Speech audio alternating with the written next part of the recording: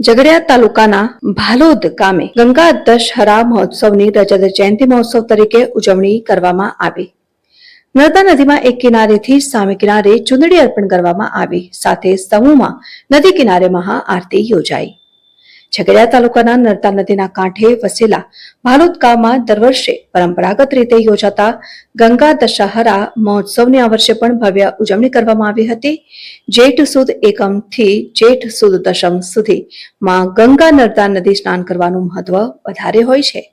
ભાલોદ ગામે સમસ્ત બ્રહ્મ સમાજ દ્વારા ગંગા દશહરા મહોત્સવની ઉજવણી કરવામાં આવી હતી, જેમાં મોટી સંખ્યામાં ભાલોદ ગામ તેમજ દૂરના શહેરમાં વસતા લોકો મોટી સંખ્યામાં ભાલોદ ગામે આવતા ગામ શ્રદ્ધાળુઓથી છલકાઈ ગયું હતું।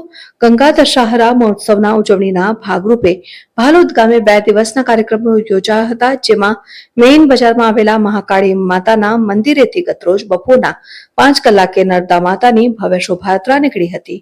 ત્યારબાદ ભાલોદ ગામના વિવિધ વિસ્તારમાં ફરી નર્મદા નદી કિનારે સંપન્ન થઈ હતી, તેમજ નદી કિનારે તાજેતરમાં લગ્ન ગ્રંથિથી જોડાયેલા નવયુગલ દ્વારા માં નર્મદાનું પૂજન અને સમૂહમાં મહાઆરતી કરવામાં આવી હતી। જે બાદ એક કિનારેથી સામે કિનારે ચુંદડી અર્પણ કરવામાં આવી હતી। આ પ્રસંગે મોટી સંખ્યામાં શ્રદ્ધાળુઓ હાજર રહ્યા હતા। ભદ્રેશ ઉમંગલાલ તહેવાર ગંગા દશહરા સમિતિના મંત્રી તરીકે હું કાર્યરત છું।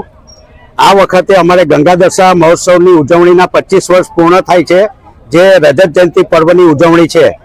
ગામના અમારા ગામના દરેક લોકો બહાર ગામ, બોમ્બે, અમેરિકા ત્યાંથી આવવાનો પ્રયત્ન કરે છે અને આ ઉત્સવ અમે સુખરૂપે ઉજવીએ છીએ। અમને દાતાઓનો ખૂબ સહયોગ છે।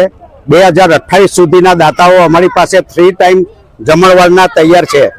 તે દરેક નર્મદા કિનારે બધી જગ્યાએ આરતી થાય છે, ચુંદડી મનોરથ થાય છે, પણ 3 ટાઈમના ભોજન સમારંભ સાથેનો કાર્યક્રમ ખાલી ને ખાલી ભાલોદ ગામે થાય છે।